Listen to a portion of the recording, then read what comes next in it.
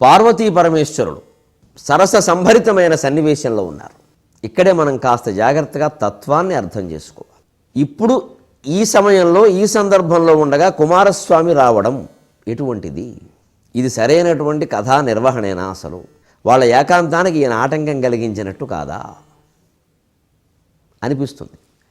కానీ మన పురాణ కథల్లో చాలా భాగం ఇలాగే ఉంటాయి. ఇందులో ఉండే తత్వం ఏమిటంటే, అసలు దంపతులు ఇంత ఏకాంతంగా గడిపారు అంటే తత్ఫలం ఏమిటండి? కుమార సంభవమే. అందుకని కుమారస్వామి వస్తాడు. అంచేత కుమారుడు కలగడానికి ముందే వాతావరణం ఉందే, అదే ఇక్కడ పెట్టాడు తెనాలి రామకృష్ణుడు. ఎందుకంటే పాండురంగ మహాత్మ్యం కావ్యానికి సంబంధించి ఒక రహస్యాన్ని నేను ఇప్పుడైనా చెప్పకపోతే బాగుండదు. కావాలని ఆపాను కొంతకాలం. ఆ పురాణాల మీద ఉండే గౌరవం సన్నగిల్లడం నాకు ఇష్టం లేక ఆపా.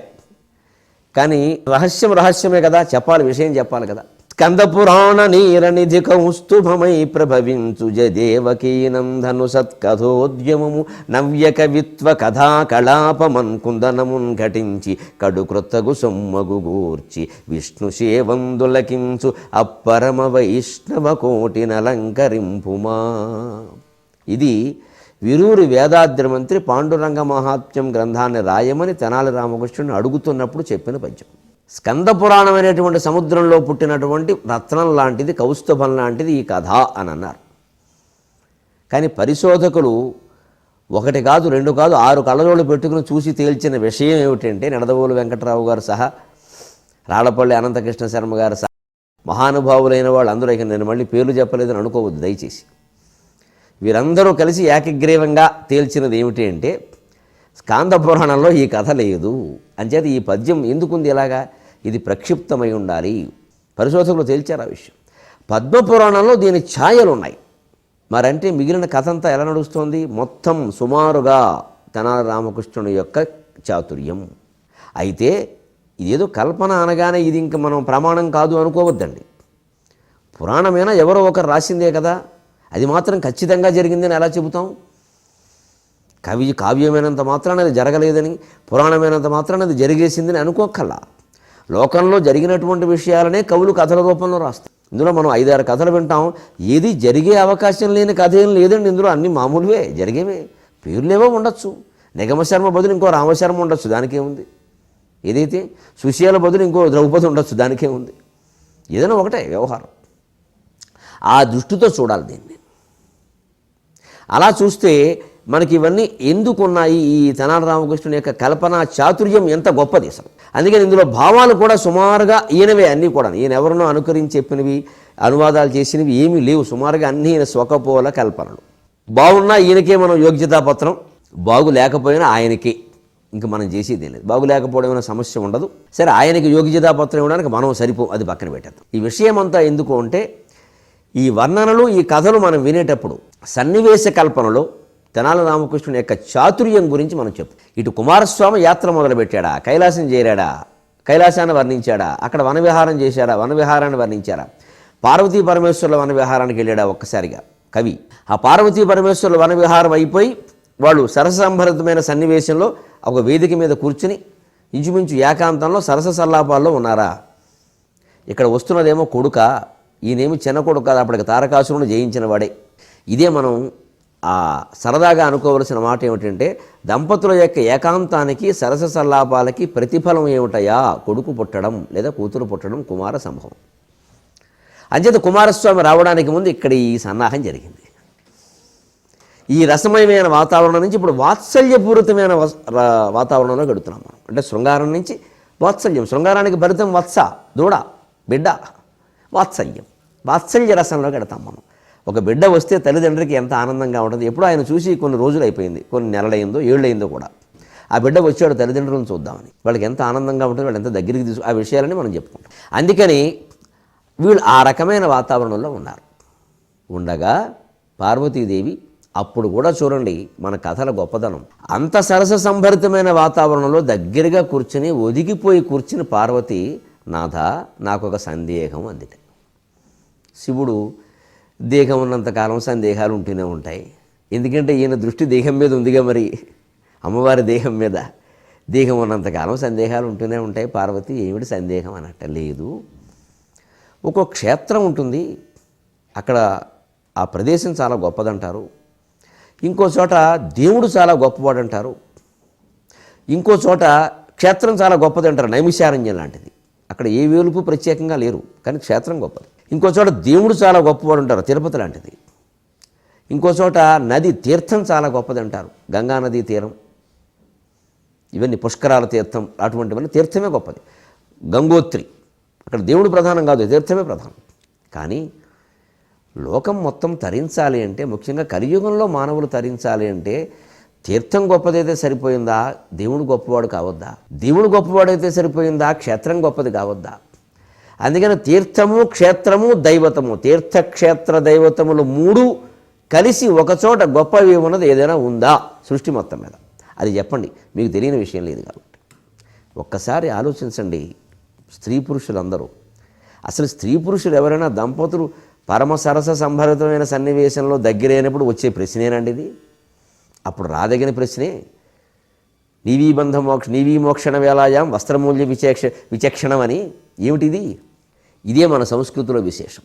అంత సరస సంభరితమైన సన్నివేశం నుంచి ఒక్కసారిగా జ్ఞాన భరితమైన సన్నివేశంలోకి మన కవులు తీసుకెడతారు. అంతే, నీ సరసం, నీ శృంగారం అన్నీ చివరికి భక్తి జ్ఞాన వైరాగ్యాల్లో కలవాలి. ఇది శాశ్వతం అనుకోకు, ఇది ఇలా ఉంటుంది, ఆనందించు అంతే. ఇది శాశ్వతం అనుకుని వ్యామోహంలో పడిపోకు. దెబ్బ తింటావు, దెబ్బ తగిలిందంటే మళ్ళీ లేవలేవు. అందుకని ఇది శాశ్వతం అనుకోకు, ఇది ఉంది అనుభవించు, పోతే ఏడవకు. ఇదే మొత్తం భారతీయ తత్వం అండి. నీ దేహాన్ని, నీ కుటుంబాన్ని, నీ దేశాన్ని ఎవడన్నా ఒక్క మాట అంటే ఠక్కుమని జవాబు చెప్పాలి. నువ్వెవడరా నన్ను అనడానికని, నేను బాగానే ఉన్నా అని చెప్పాలి తప్ప ఏడు మొహాలు పెట్టకూడదండి. ఇది ఆత్మాభిమానం నేర్చుకోగలగాలి మనం. అందుకనే మనం ఎప్పుడు కూడా సంసార జీవితమైనా, సామ్రాజ్య జీవితమైనా, రాజకీయ జీవితమైనా, ముఖ్యంగా నాయకులు చాలామంది ఈ కార్యక్రమం చూస్తున్నారని నాకు తెలిసింది, చాలా సంతోషం. ఏది శాశ్వతం కాదు, కానీ ఉన్నంతకాలం నీ బాధ్యత నువ్వు చెయ్యాలి, ఆనందంగానే చెయ్యి. నాయకుడైనా ఎవరైనా జీవితంలో ఉండే ఏ బంధమైనా కొంతవరకే ఉంటుంది. రుణానుబంధ రూపేణ పశుపత్ని సుతాలయ. అందుకే మన కావ్యాలన్నీ కూడా శృంగారంతో మొదలై పరమశృంగార స్థాయికి చేరి ఒక్కసారిగా విరక్తి స్థాయిలోకి ఎడతాయండి. అంటే చివరికి వెళ్ళవలసింది అదే, రక్తి నుంచి విరక్తి, ప్రవృత్తి నుంచి నివృత్తి. అందుకని ఇక్కడ పార్వతీ పరమేశ్వరులది ప్రవృత్తి. ఆ సమయంలో పార్వతి వేసిన ప్రశ్న నివృత్తికి సంబంధించింది. లేకపోతే ఇప్పుడు దేవుడు గొడవ ఏమిటి? అందుకే పరమేశ్వరుడు గ్రహించి, నీ ఇల్లు బంగారం కానీ నువ్వేయామైనా కానీ, ఏదో నన్ను మా ఇల్లు పడేసామనుకున్నాను కానీ నువ్వు పడలేదు, నన్ను పడగలేదు. మనకు కావలసిన చర్చ ఇప్పటికి వచ్చింది అని అప్పుడు చెప్పడం మొదలుపెట్టాడు. తప్పకుండా చెబుతా, నువ్వు అడిగాక చెప్పకుండా ఉంటానా? ఎలా చెప్పాడండి పరమేశ్వరుడు? పార్వతికి కథ చెబితే ఎలా చెబుతాడో తెలుసా? మన పురాణాలన్నీ మీరు గమనించండి. సత్యనారాయణ వ్రతం కథ సహా, సత్యనారాయణ వ్రతం కథ ఇవన్నీ ఎలా మొదలవుతాయి? కైలాసంబున ఒక్కనాడు పార్వతీ పరమేశ్వరుడు కుమారస్వామి, వినాయక కుమారస్వామి సహితముగా వెంచేసి ఉండగా అంతటా పార్వతీదేవి పరమేశ్వరునితో ఇట్లనే, నాథ, భూలోకమునందు మానవులు వృద్ధి చెందుడికై మోక్షమును పొందుడికై ఏదైనా ఒక్క వ్రతం ఒకలదేని తెలుపుము అనగా పార్వతీశ్వరుడు పార్వతికి ఇట్లా ఆనదిచ్చే ఓలా అని మాట్లాడతాడు కదా. నువ్వు ఇంచుమించు ప్రతి పురాణ కథ ఇలాగే ఉంటుంది చూడండి. కైలాసంలో పార్వతీ పరమేశ్వరుడు సెట్టింగ్ కూర్చొని ఉంటారు. పార్వతి ఏదో అడుగుతుంది, వ్రతములన్నింటిలోకి గొప్ప వ్రతం ఏది, కథలన్నింటిలోకి గొప్ప కథ ఏది, ఇలా ఏదో అడుగుతుంది. ఆయన చెబుతాడు. ఆ రకంగానే ఆ వ్రత కథ ఉంటుంది. సుమారుగా గమనించండి.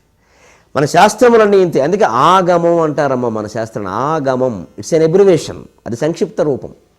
ఆగమం ఒక మాట కాదుట. ఆ చుక్క, గా చుక్క, మా చుక్క. గతం చ గిరిజాశ్రుతవు, పార్వతీదేవి చెవిలో పడ్డాయి, పార్వతి వింది. మతం చ వాసుదేవస్య. అందుకని విష్ణువు ఏం చేసేట? యాక్సెప్టెడ్ అని ముద్ర వేసేట. అమ్మయ్యా, శివుడు చెప్పాడండి, పార్వతి విందండి, నేను ఒప్పుకున్నానండి అని ముద్ర వేసాడు. అయిపోయింది. శివుడు, పార్వతి, విష్ణువు హిందూ ధర్మంలో వీళ్ళే ప్రధాన దేవతలు. మీరు గమనించండి. ఇక సూర్యుడు, గణపతి, కుమారస్వామి ఎందరున్నా తర్వాతే శివుడు, విష్ణువు, అమ్మవారు ముగ్గురే ప్రధాన దేవతలు. ఈయన చెప్పాడు, ఆవిడ వింది, ఆయన ఆమోదముద్ర వేశాడు. అందువల్ల మన శాస్త్రములన్నీ శివుడు చెప్పినవి, పార్వతి విన్నవి, విష్ణువు ఆమోదించినవి, మనం సందేహించవలసిన అవసరం లేనివి. ఈ కథ కూడా అంతే. అయితే శివుడు చెబితే ఎంత అందంగా చెబుతాడు. భర్త భార్యకి కథ చెబితే ఎంత అందంగా చెప్పాలయా? లవలీ పల్లవ పాండురంబులగు గల్లక్షోణులన్. తెనాలి రామకృష్ణుడు పద్యం నుంచి నేర్చుకోవాలి భార్యాభర్తలు ఎలా మాట్లాడుకోవాలో. లవలీ పల్లవ పాండురంబులగు గల్లక్షోణులన్ చంద్రికా లవలీలందరహాసమింపెసగా చంద్రికా లవలీలందరహాసమింపెసగా కేలన్ వైళము అగ్గోల పేలవలీలన్ గొని తెచ్చి కేలన్ వైళము అగ్గోల పేలవలీలన్ గొని తెచ్చి అంక కదళాలంకారముంజేసి అంక కదళాలంకారముంజేసి బాల విధూత్తం సుడుపల్కే బాల విధూత్తం సుడుపల్కే మాధవ కథా శ్లాఘా సుఖాసక్తుడై. మంత్రం అండి, మంత్రం. మన కావ్యాల్లో పద్యం అంటే మంత్రమమ్మా. తెలుగు మాటలు అనంగవలదు వేదముల కొలదీగా చూడుడి అంటాడు పాలకురికి సోమన్న. ఇవి తెలుగు పద్యాల వేద మంత్రాలు ఇవి. ఎంత పవిత్రంగా ఉందండి పద్యం, ఎంత సరదాగా మొదలైంది, ఎంత పవిత్రంగా ముగిసింది. లవలీ పల్లవ పాండురంబులగు గల్లక్షోణులన్ చంద్రికా లవలీలన్ దరహాసమింపెసగ కేలం వైళము అగ్గోల పేలవలీలం గొని తెచ్చి అంక కదళాలంకారముం చేసి బాల విధూత్తం సుడుపల్కే మాధవ కథా శ్లాఘా సుఖాసక్తుడై. భార్యాభర్తలు మాట్లాడుకోవలసిన విధానం ఇది. కలిసి భోజనం చేయాలి, కలిసి శయనించాలి, కలిసి మాట్లాడుకోవాలి, కలిసి కష్టసుఖాలు పంచుకోవాలి. ఇక అప్పుడు ఈ పత్రికలు దేనికి, ఇంక వేరేవని దేనికి? ఏవో చూస్తాం, చూడడం గురించి కాదు, కానీ వీళ్ళ మధ్యలో సంభాషణలు జరగాలి కదా. అది క్షేత్రము తీర్థము దైవతము మూడు ఉండే చోటు చెప్పబోయా అనగానే ఏబీసీడీలు జనరల్ నాలెడ్జ్ ప్రశ్నలు చెప్పినట్టుగా మహారాష్ట్ర దేశంలో పుండరీక క్షేత్రము కలదు పార్వతి, అది ఏ నీ ప్రశ్నకు సమాధానం. అలా చెప్పలా. లవలీ పల్లవ పండురంబులగు గల్లక్షోణులన్. ఆ ప్రశ్న అడగగానే శివుడు అందంగా నవ్వాట. ఆ నవ్వితే బొగ్గలు సొట్టపడ్డాయి. అది ఎలా ఉన్నాయంటే ఆ బొగ్గలు, ఆయన బొగ్గలు లవలీ పల్లవ పాండురంబులగు. లవలీ అనేది ఒక రకం తీగ, ఏలకి తీగలు అంటారు, ఏలకులు కాదు, ఇది వేరే.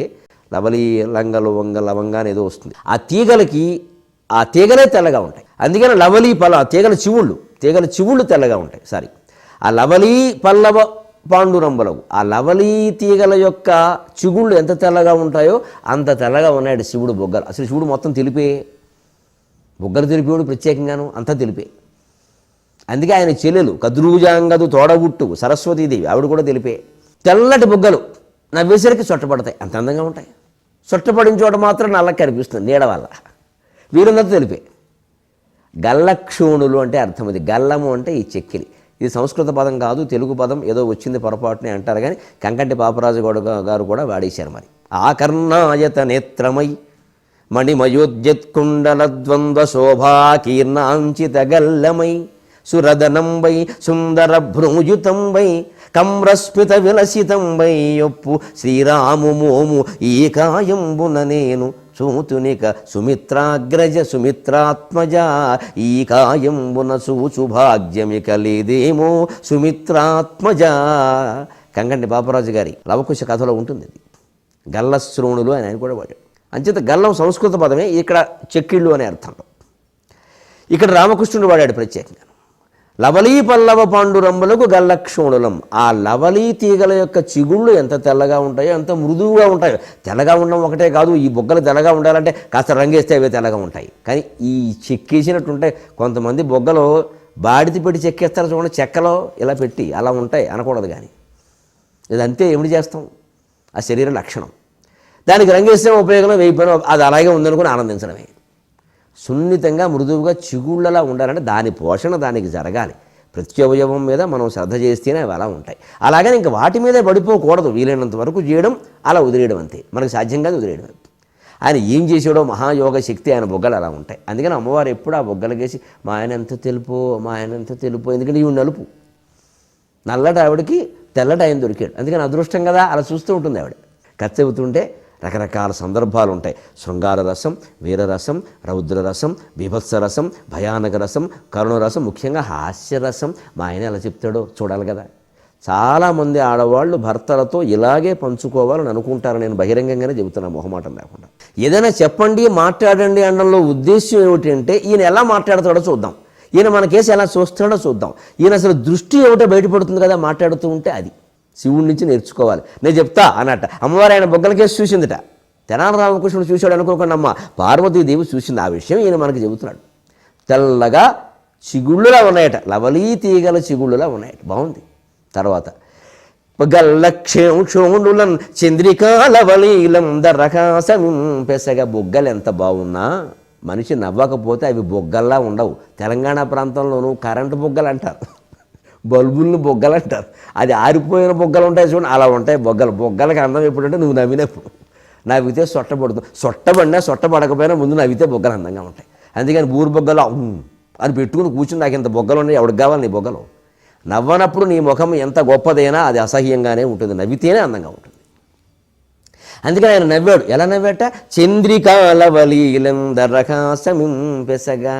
ఆ వెన్నెలలో ఒక లవం, ఎంత మంచి మాట అండి. లవం లెక్కల్లో వస్తుంది. లవము హారము అంటారు. 1/4 అంటే క్రమభిన్నం అంట.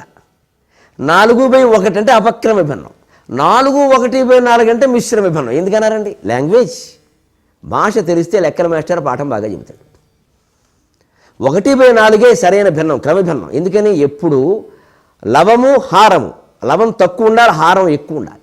అంటే నువ్వు ఒకదాన్ని 4 భాగాలు చేస్తావు, 1/4. 4ని 1 భాగం ఎలా చేస్తావు? వెరుముఖం. అందుకని అది అపక్రమ భిన్నం. 4/1 ఎందుకు అపక్రమ భిన్నము అంటే 4ని 1 భాగం ఎలా చేస్తామంటే కలుపుతావేటి? డివైడింగ్ అంటే కలపడమా? లేదే, అది డివైడెడ్ బై. అంటే 1/4 is correct, 4/1 is not correct. అంటే అది తప్పని కాదు, నాట్ ప్రాపర్. అదొక రకం. అందుకే అపక్రమ భిన్నం. క్రమభిన్నం ఏది? లవం తక్కువ, హారం ఎక్కువ. అంటే లవం అంటేనే తక్కువ అని అర్థం. ఈ పద్యం చదివితే లెక్కల మాస్టర్ ఈ అర్థం చెబుతాడు. అప్పుడు క్లాసు అందంగా ఉంటుంది. లవం ఎందుకన్నారు సార్? ఎందుకన్నారో నీకెందుకు, అది ఒకటి అంతే అని ఈయన ఉరుముతాడు.